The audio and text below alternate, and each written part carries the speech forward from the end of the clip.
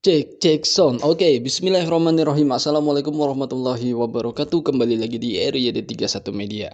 Oke, cuy. Jadi pada video kali ini saya pengen ngebahas tentang Maverick Vinales yang kemarin saat race Losail Qatar 1 dia yang memenangi atau yang juara satu di race tersebut ya.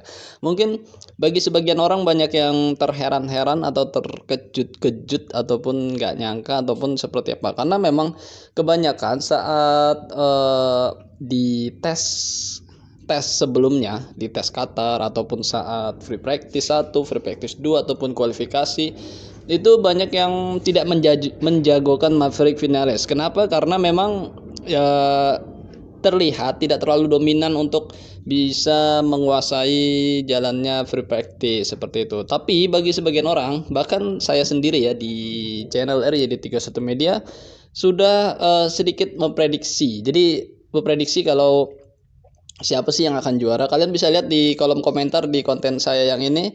Saya sempat tulis di kolom komentar walaupun nggak ada yang komentar juga di konten tersebut ya. Karena ya mungkin yang nonton juga sedikit. Jadi saya tulis sebelum race. Jadi mungkin beberapa jam sebelum race itu dimulai, saya memprediksi yang akan podium lah. Saya nggak nulis 1 2 3, tapi saya tulis emang Maverick Vinales 1, ya kan, terus yang kedua Bagnaia, dan yang ketiga Johan Zarco.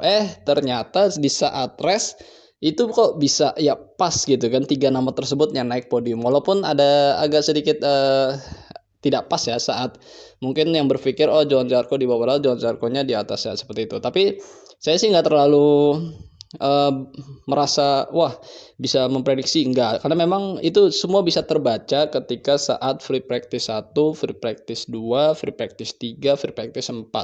Jadi itu bisa kebaca. Sebenarnya semua pun bisa baca. Kalaupun kita suka-suka ngelihat di MotoGP kan suka di-share sama dia kan semua itu, ataupun kita kalau mungkin bisa suka baca-baca di beberapa kanal blog, seperti kalau saya lebih referensi ke TMC blog. Di sana suka ada Mas Taufik suka nulis beberapa analisa dan juga prediksi-prediksi yang dibaca melalui data-data. Jadi saya ketularan juga dari TMC blog untuk bisa melihat seperti itu. Jadinya saya dengan membaca data-data tersebut, lifetime dari Maverick Vinales, saya agak sedikit menjagokan dia untuk podium, dan ternyata memang benar. Dan itu bukan meramal ya, jadi hanya prediksi, dan prediksi itu kadang bisa meleset juga ya.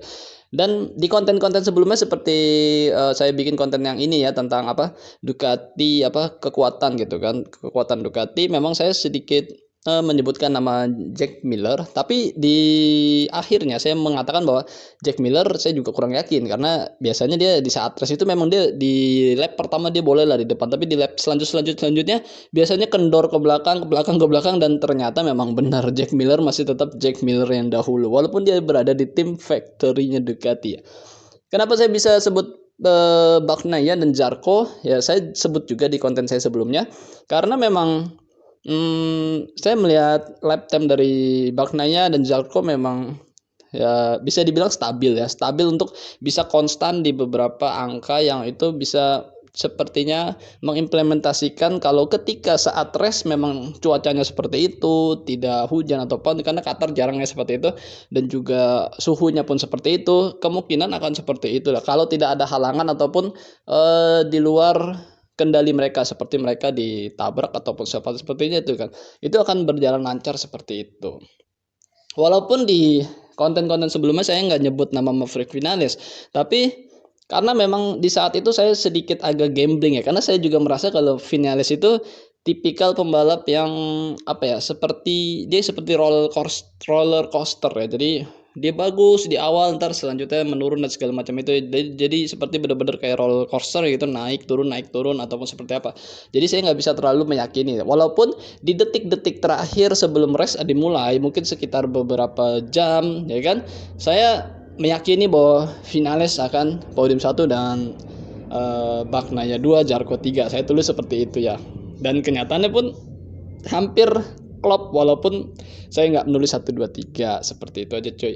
Dan saya nggak mau bahas tentang jalannya race karena memang sudah ditonton ataupun ada di situs MotoGP juga kan, seperti mungkin di YouTube-nya saya kurang memerhatikan apakah ada, atau mungkin kalian bisa nonton di file-file yang siapa yang nyimpan ya, karena Kalau kita nonton langsung MotoGP jauh lebih seru daripada kita nonton analisa-analisa ataupun highlight-highlight MotoGP menurut saya. Karena saya kalau konten ini saya hanya kenapa finalis bisa juara karena memang ada data-data seperti itu. Maksudnya data-data finalis itu kira-kira akan ya bisa mengisi podium lah. Walaupun saya tidak menyebutkan 1 2 3 seperti itu. Dan untuk race kedua Qatar, apakah saya akan memprediksi lagi, ya mungkin iya, walaupun saya nggak yakin juga tentang siapa yang akan jadi ngisi podium juga, karena menurut saya kadang kalau kita di MotoGP itu kadang prediksi yang menurut kita mereka pembalap ini bagus dari FP1, FP2, FP3, FP4, tapi ketika race mengalami trouble ataupun diajak delosor ya bahasanya atau diajak jatuh crash oleh pembalap lain, akhirnya itu bisa meleset begitu aja. Dan kita tinggal tunggu aja, mungkin mulai nanti free practice 1, free practice 2 kita bisa lihat apakah ada perubahan ataupun tetap sama konstalisasi pembalapnya, bahwa yang kira-kira mengisi podium dia. Ya saya sih berharap juga adalah dari pasukan Honda ya kan, mungkin Paul Espargaro, tapi ya kemungkinan agak susah karena memang dia masih adaptasi. Alex Marquez saya berharap tapi dia malah crash. Soal Suzuki mungkin ada yang berharap Suzuki juara dan dikalah ketika di last corner ataupun di last lap banget ya, itu mungkin banyak yang nyesek ya. Tapi mau gimana ya, Suzuki itu memang mereka pabrika Hamamatsu Jepang. Suzuki menciptakan motor Suzuki GSX-nya itu benar-benar apa ya, balance untuk dipakai saat race. Jadi saat race itu mereka sangat balance, tapi saat mereka uh, lap-lap yang sangat sedikit seperti kualifikasi, mereka agak kesulitan karena memang motornya ya mereka nggak bisa mencetak catatan waktu hingga